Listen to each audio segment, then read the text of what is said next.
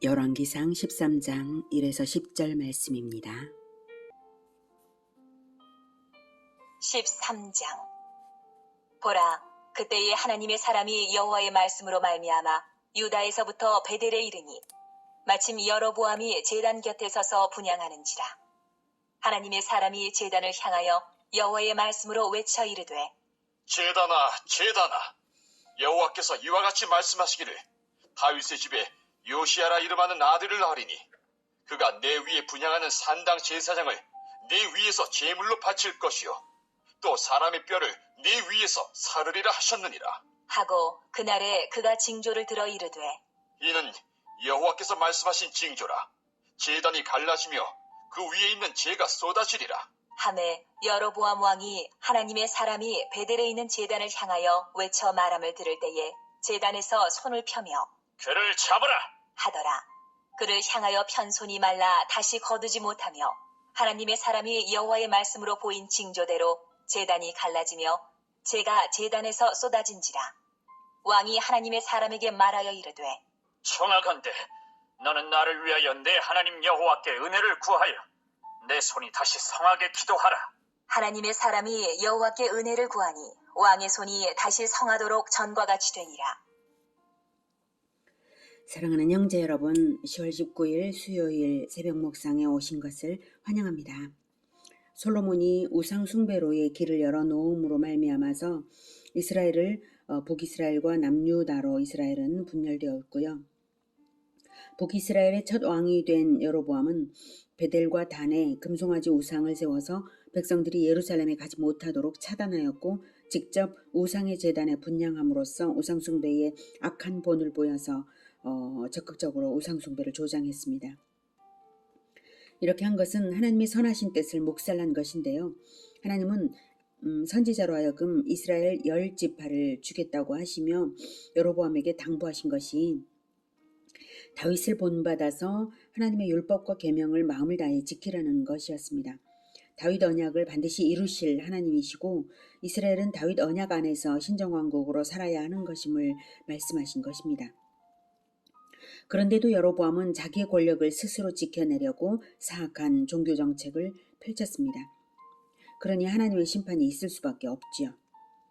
익명의 유다 선지자가 베델 제단이 다윗가의 요시야라는 사람에 의해 회파되리라고 예언을 한 것입니다. 1절에 보라 그때에 옳거니 이렇게 될 수밖에 없는 하나님의 심판이 지금 선언되고 있다라는 강조입니다. 그런데 여호와의 말씀을 전할 사람이 유다에서부터 베델에 이르렀는데요. 유다에서부터 왔다는 사실은 용감하게 여로보암 앞에서 하나님의 말씀을 전할 만한 선지자가 북이스라엘에는 없다는 것을 알게 합니다. 2절에 하나님의 사람이 제단을 향하여 여호와의 말씀으로 외쳐 이르되, 제단아 제단아 여호와께서 이와 같이 말씀하시기를 다윗의 집에 요시야라 이름하는 아들을 낳으리니 그가 내 위에 분향하는 산당 제사장을 내 위에서 제물로 바칠 것이요 또 사람의 뼈를 내 위에서 사르리라. 선지자가 여로보암을 향하지 않고 단을 향해 외쳤다는 것은 단이 제사하는 주제자와 경배자를 모두 함축하기 때문에 여로보암 1개인만 아니라 역사 내내 그 단에서 제사하는 모든 사람에 대한 저주가 되도록 단을 향해 선언한 것입니다. 그래서 그 단을 향해 선언을 함으로써 이스라엘 백성들이 두려워서 그 단에서 우상 숭배를 하지 않도록 하고자 하는 행위 언어죠. 선언의 내용이 아주 구체적인데요. 요시야라는 이름까지 나와요. 이 예언은 놀랍게도 300년 후 남유다 제16대 왕 요시야에 의해서 완벽하게 예언대로 성취됩니다. 이 정도인이 두려워할 수밖에 없는 선언을 들은 것인데요. 그런데 미래의 일만 말한 것이 아니라 즉각 일어날 징조까지 말을 해서 미래의 그 일이 반드시 일어날 것임을 믿을 수밖에 없도록 했어요. 3절부터 그날에 그가 징조를 들어 이르되 전조를 보여주는 거죠. 이는 여호와께서 말씀하신 징조라. 제단이 갈라지며 그 위에 있는 재가 쏟아지리라며 여로보암 왕이 이렇게 했고 그다음 5절에 하나님이 사람이 여호와의 말씀으로 보인 징조대로 제단이 갈라지며 재가 제단에서 쏟아졌습니다. 자, 이런 예언을 들을 때에 하나님을 두려워해야 하는 것이죠. 그런데도 여로보암은 오히려 선지자를 체포하려 했습니다. 여로보암 왕이 4절, 여로보암 왕이 하나님의 사람이 베델에 있는 제단을 향하여 외쳐 말함을 들을 때에 제단에서 손을 펴며 그를 잡으라 하더라. 그를 향하여 편 손이 말라 다시 거두지 못하며. 그래서 선지자를 체포하려다가 즉각 손이 마비되고 말라버렸습니다. 그리고 선언대로 제단이 갈라지며 제가 제단에서 쏟아졌습니다. 이 전조를 보았으면 미련의 여지 없이 회개하고 하나님께로 돌아서야 했건만 여로보암은 그러지를 못했습니다. 6절, 왕이 하나님의 사람에게 말라 이르되 청하건대 너는 나를 위하여 내 하나님 여호와께 은혜를 구하여 내 손이 다시 성하게 기도하라. 이렇게 말한 것은 회개를 했다는 뜻이 아닙니다. 단지 당장 자기의 손을 고치기 위한 것일 뿐이었어요. 그랬을지라도 하나님의 사람이 여호와께 은혜를 구했더니 왕의 손이 다시 성하여서 전과 같이 되었습니다. 이렇게 회복은 되었는데요. 이 역시 여로보암의 어떠함과 무관하게 선지자의 말을 하나님께서 들어주신 것일 뿐이고요. 이 또한 선지자의 그 예언이 반드시 성취될 것을 믿을 수밖에 없게 하는 것이죠. 7절, 왕이 하나님의 사람에게 이르되 나와 함께 집에 가서 쉬라. 내가 내게 예물을 주리라. 하나님의 사람이 왕께 대답하되 왕께서 왕의 집 절반을 내게 준다 할지라도 나는 왕과 함께 들어가지도 아니하고 이곳에서는 떡도 먹지 아니하고 물도 마시지 아니하리니 이는 곧 여호와의 말씀이 내게 명령하여 이르시기를 떡도 먹지 말며 물도 마시지 말고 왔던 길로 되돌아가지 말라 하셨음이니이다. 하고 이에 다른 길로 가고 자기가 베델에 오던 길로 되돌아가지도 아니하니라.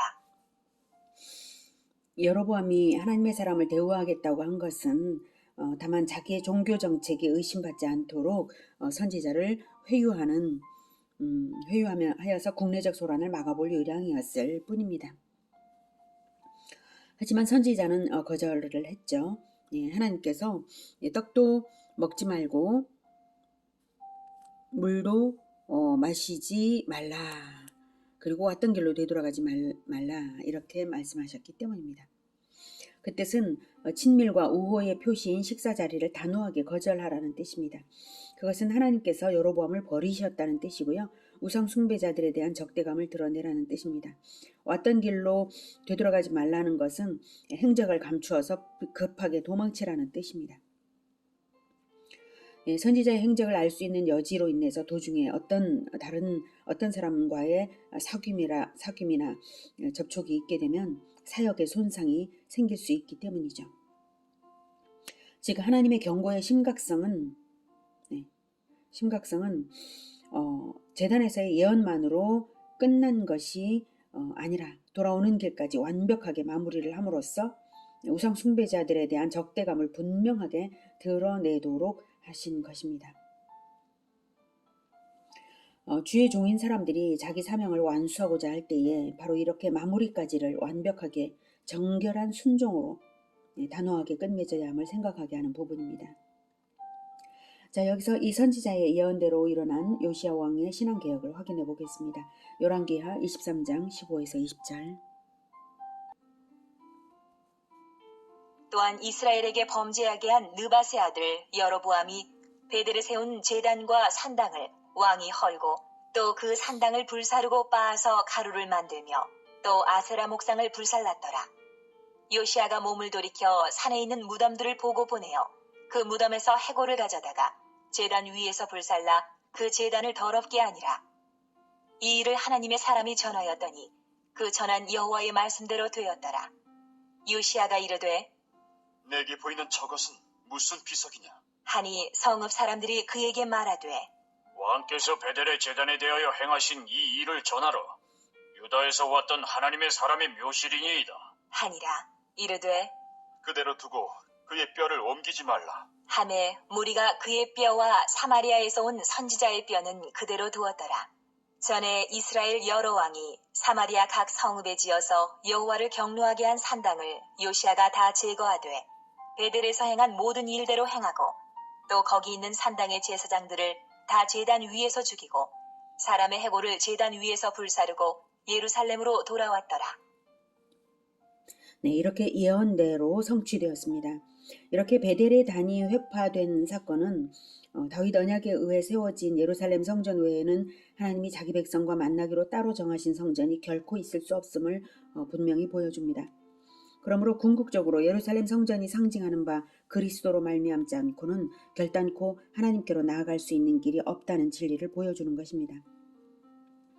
그리고 요시야 왕의 이 승리 사건은 궁극적으로 모든 대적을 치고 영원한 새 예루살렘을 다스리실 그리스도 예수님의 왕권과 그 승리를 예표합니다. 오늘은 베델의 우상의 제단이 회파될 것을 예언한 사건을 통해서 진정한 성전은 하나님의 언약으로 세워지고 하나님의 이름을 두신 성전만이 진정한 성전임을 배웠습니다. 우리 영혼에 예수 그리스도의 십자가의 피가 뿌려졌다면, 그래서 우리가 하나님의 자녀라는 정체성을 가지고 있다면 우리 영혼에 하나님의 이름이 있는 것이고 우리는 모퉁이 돌 예수님을 따라 예수님의 하나님의 성전으로 지어져 가고 있는 것입니다. 오직 예수님만을 따라서 어린 양 예수님이 어디로 가든지 따르며 온전한 순종으로 사역을 완수하는 우리 모두가 되기를 기원합니다. 기도하겠습니다. 하나님, 우리는 결코 자기 자신을 섬겨 우상숭배하지 않을 수 있도록 주님 우리를 지켜주시기 원합니다. 예수 그리스도의 보혈로 늘 우리를 뿌려주시고 우리가 모퉁이돌 되신 예수님을 따라 성전으로서 완성되어가는 공동체가 되게 하여 주시옵소서. 그래서 늘 우리 안에 우리에게 주님께서 주 하나님께서 임재하여 주시고 하나님과의 교제가 충만한 자들인 것을 세상에 보여주시옵소서. 우리가 오직 어린 양 예수님이 가시는 길만 따라서 가겠습니다. 그래서 주님께서 우리에게 맡기신 사명, 복음화와 모든 민족 제자와 그 사명을 향하여 달려나가며 늘 주님과 함께 하겠습니다. 주님, 우리를 도와주셔서 이 성전이 완수되어 속히 다시 오시옵소서. 예수 그리스도 이름으로 기도드립니다. 아멘. 이어지는 시간은 개인 기도 시간입니다.